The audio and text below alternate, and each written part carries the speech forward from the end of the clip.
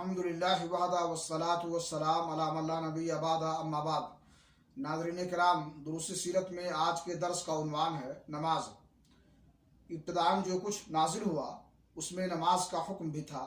मुक़ातिल बिन सुलेमान कहते हैं कि अल्लाह ताला ने इब्तिदाई इस्लाम में 2 रकअत सुबह और 2 रकअत शाम की नमाज फ़र्ज़ की, क्योंकि अल्लाह ताला का इरशाद है वसब्बिह बिहम्दि रब्बिका बिल-अशी वल इब्कार, सुबह और शाम अपने रब की हम्द के साथ उसकी तस्बीह करो।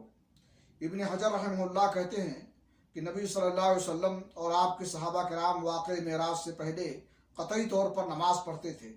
अलबत्ता इसमें इख्तलाफ है कि नमाज पंजगाना से पहले कोई नमाज फ़र्ज थी या नहीं।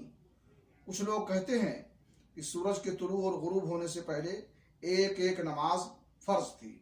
इब्न हिशाम का बयान है कि नबी सल्लल्लाहु अलैहि वसल्लम और सहाबा किराम नमाज के वक्त घाटियों में चले जाते थे और अपनी कौम से छुप कर नमाज पढ़ते थे और नमाज अदा करते थे।